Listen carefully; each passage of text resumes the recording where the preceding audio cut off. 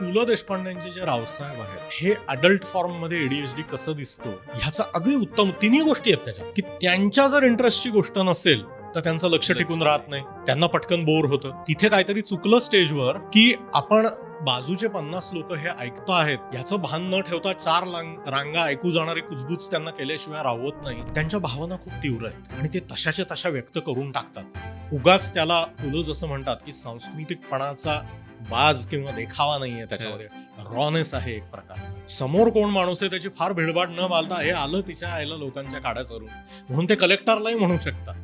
तर हा जो सर्व स्पेक्ट्रम आहे हा अडल्ट एडीएचडीचा स्पेक्ट्रम आहे. लहानपणी हा माणूस घरातनं निघून गेलेला आहे, त्याच्या आवडीच्या 4 गोष्टी त्यांनी करून बघितलेल्या आहेत आणि अत्यंत स्वच्छंदी मनस्वी आयुष्य तो जगतो आहे. त्याच्यामुळे जेव्हा लोक म्हणतात की आमच्या वेळी एडीएचडी नव्हता का, तर एडीएचडी होता, तो पकडला गेला नाही, त्याचं काही केलं गेलं नाही आणि त्याचं रूप तुम्हाला आता दिसतंय ना. आपला जो करिअर चॉईस असतो तो बरेचदा एडीएचडीने ठरतो. मग अनेक लोक अशी असतात की जी सेल्समनचं काम घेतात की त्यांना 4 लोकांसमोर उभं राहायचं, बोलायचं, रोज वेगळ्या you are my best friend असं ट्रम्प सारखं म्हणायचं रोज 50 लोकांना.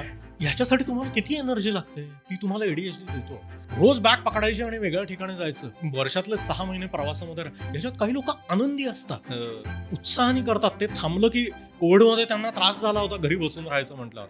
हे काय आहे? किंवा इव्हेंट मॅनेजर असतो जो 100 ठिकाणी एका वेळेस लक्ष देतो, सतत उभा असतो. या 10 म्हणजे नारायण पुलंचाच पुन्हा एकदा आणखी काय वेळेस आताच बोला. हो नाही तर भीण बाई लग्न करत रुसून बसली. बरोबर.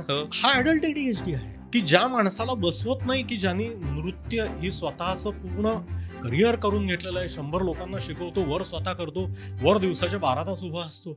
ही जी एनर्जी येते आहे त्या फिजिकल ऍक्टिव्हिटी मधली ही एडीएचडी मधली आहे. तर आपण अनेक प्रकारचे करिअर चॉईसेस हे आपल्या लेवलच्या अस्वस्थतेप्रमाणे, आपल्याला किती स्टिम्युलेशन लागतं याप्रमाणे केलेले आहे. एडीएचडी माणूस गेम चांगले खेळू शकतो पण म्हणजे तो गेम डिझायनिंग करेल असं नाही, गेमचं कोडिंग करेल असं नाही, कारण या प्रत्येक रोलसाठी वेगळे गुण लागतात. तर एडीएचडीचे जसे त्रास आहेत तसे उत्तम गुण आहेत की त्यांना फार टोमणे मारलेले त्यांच्या लक्षात राहत नाही, लक्षातच अपमान झालेला तेव्हा जरी विसरलेले असले तरी विसरून जातात, त्यांच्या लक्षात राहत नाही. परत त्या माणसाशी जाऊन बोलू शकतात, ही किती चांगली गोष्ट आहे. मैत्री पटकन करू शकतात, 4 चौघामध्ये जाऊन कोणाशीही बोलू शकतात. हे अनेक गुण आहेत त्यामध्ये, पण त्या गुणांची एक वेळ यावी लागते.